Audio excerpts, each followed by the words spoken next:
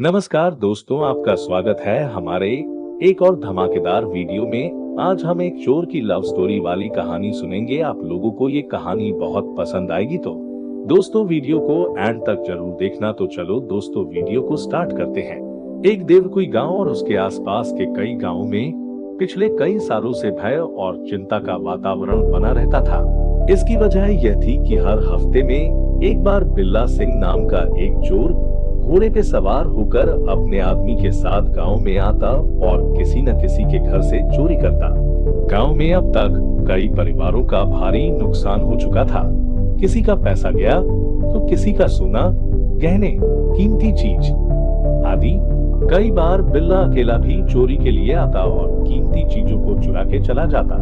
गांव के लोगों ने बिल्ला के खिलाफ कई शिकायतें भी पुलिस स्टेशन में दर्ज की, लेकिन इससे कोई फर्क नहीं पड़ा। बिल्ला पुलिस को भारी रिश्वत देता था, इसलिए बिल्ला हमेशा पुलिस से बच जाता। सिर्फ देवकुई गांव में ही नहीं, उसके अलावा भी आसपास के कई गांव और तहसील जिले तक बिल्ला बड़ी बड़ी चोरियां करने में माहिर था। एक दिन भी कुछ ऐसा ही हुआ। देवकुई गांव का पड़ोसी गांव था शीलापुर। शीलापुर के जमींदार के पास करोड़ों रुपए की धन संपत्ति थी। उसमें कीमती हीरा, सोना, नकद पैसे, गहने आदि का समावेश था। बिल्ला दिन के समय में एक सामान्य मजदूर बनकर गांव में आया और सारी निगरानी कर ली। फिर रात को अपना भेष बदलकर गांव में आया। उसके चेहरे पर हमेशा एक काला कपड़ा ढका हुआ रहता था, इसलिए कोई भी इंसान उसका चेहरा देख नहीं पाता था। बिल्ला हाथ में एक चाकू रखता था और पीठ पीछे एक बैग होती थी। में चोरी करने का सामान सब होता था। रात के 2 बजे थे। गांव पूरा सुनसान था। आसपास में कोई आवाज नहीं थी। बिल्ला धीरे से जमींदार के घर के पास पहुंचा। ये सारे पहरेदार चैन से सोए हुए हैं। घर के पीछे एक खिड़की थी। उसने अपने बैग से जाली को काटने के लिए एक चीज निकली और जाली को धीरे से काटकर घर के अंदर घुस गया। कुछ मिनटों के अंदर ही उसने कीमती हीरे, जेवर, नकद पैसे सब चुरा लिया और खिड़की से ही घर से बाहर निकल गया।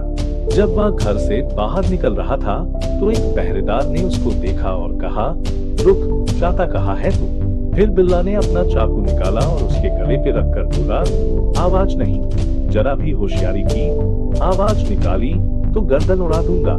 अपनी जान चाहते हो तो यहाँ पे चुपचाप लेट जाओ। पहरेदार अपनी जान बचाने के लिए चुपचाप लेट गया और बिल्ला वहां से भाग गया। सुबह जब जमींदार को यह बात पता चली तो उसने अपने सारे पहरेदारों को उनकी लापरवाही के लिए काम से निकाल दिया और नए पहरेदार रख लिए, जो पूरी रात उनकी रक्षा कर सके और चोर डाकू से वीरता से लड़े। जमींदार और उसकी पत्नी फूट फूट कर रोने लगे, क्योंकि उनके पास जो कुछ था सब चोर लूट कर चला गया। अब बस रहने के लिए मकान था और रोजी रोटी के लिए जमीन थी। बिल्ला चोरी का सारा सामान लेकर जंगल की तरफ चला गया। बिल्ला गांव से बहुत दूर एक जंगल में रहता था, जहां कोई आता जाता नहीं था। उसने चोरी का सारा सामान एक गुफा में छुपाया था। बिल्ला के पास कुल 5 आदमी थे, जो वीरता से भरे हुए थे। बिल्ला कई बार उनको अपने साथ चोरी करने के लिए ले जाता था और 1-2 आदमी को पैसे, सोने, गहने आदि सबकी रक्षा के लिए गुफा के बाहर पहरा देने के लिए बोलते थे। बिल्ला ने एक बार अपने 5 आदमी को बुलाया और बैठक की। उसमें उसने कहा, दोस्तों, छोटा मोटा हाथ बहुत मार लिया, अब चलो कुछ दिनों के लिए शहर में जाते हैं और बड़ा हाथ मारते हैं। सारे आदमी उसकी बात से सहमत हुए। उसने अपने सबसे वफादार आदमी सुमित को शहर में भेजा और कहा, तुम शहर में जाओ, शहर का सबसे अमीर इंसान कौन है ढूंढो और कुछ निगरानी करके आओ। याद रहे कि तुम्हें यह काम बड़ी सावधानी और चतुराई से करना होगा। सुमित ने बिल्ला की बात मानकर कुछ दिनों शहर में ठहरा और बतौर मजदूर उसने काम किया। मजदूरी का काम करते हुए उसने अपने साथ काम करते कुछ मजदूरों को पूछा, यहाँ का सबसे अमीर इंसान कौन है? आपको पता है? बस ऐसे ही पूछ रहा हूँ।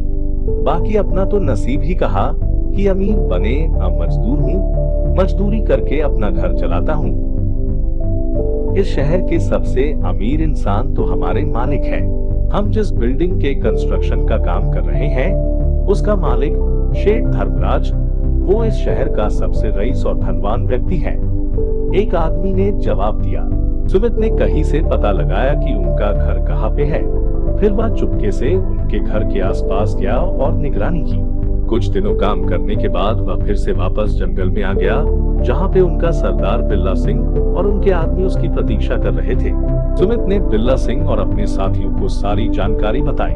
बिल्ला सिंह ने सुमित को शाबाशी दी और एक मजबूत योजना के लिए खुद कुछ दिनों निगरानी करने का फैसला लिया।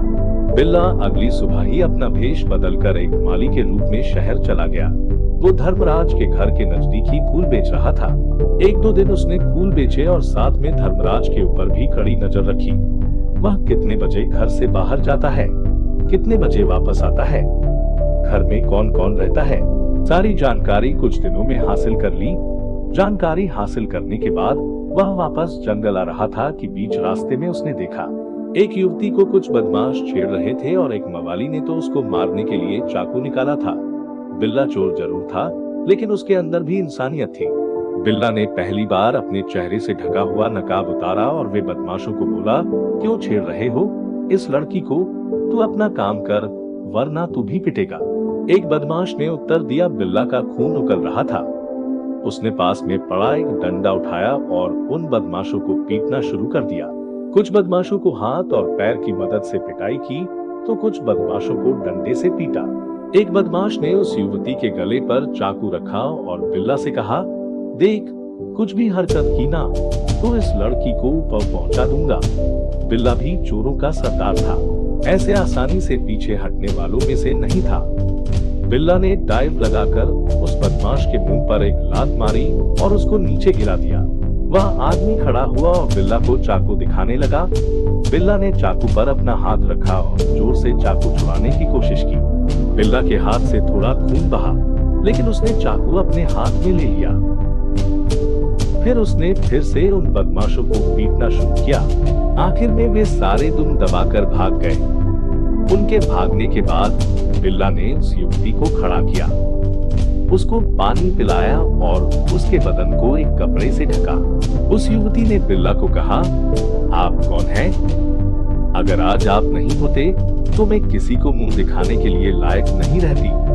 आपने मेरी इज्जत बचाई है, मैं आपका यह एहसान कभी नहीं भूलूंगी। आप इंसान नहीं, देवता है, जिसने सही वक्त पे आके खुद की जान जोखिम में डालकर मुझे बचाया।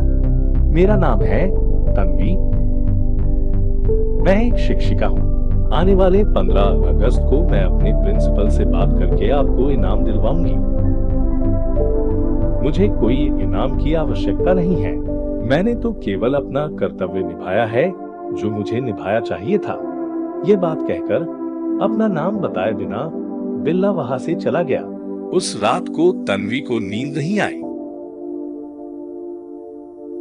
बंद करती तो बिल्ला दिखता और आंखें खोलती तो भी उसके ही विचार मन में होते। तन्वी बिल्ला के ख्यालों में कुछ इस प्रकार डूब गई कि ना उसको दिन दिखता न रात। तन्वी इस बात से पूरी तरह अनजान थी कि बिल्ला शहर का सबसे बड़ा चोर है। चोरी डकैती करना उसका पेशा है। तो दोस्तों, कहानी कैसी लगी कमेंट करके जरूर बताना और हम जल्द ही इस कहानी का दूसरा भाग लाने वाले हैं। तो दोस्तों, चैनल को अगर अभी तक सब्सक्राइब नहीं किया है तो जल्दी से चैनल को सब्सक्राइब कर लीजिए। जल्द ही मिलते हैं अगले धमाकेदार वीडियो में।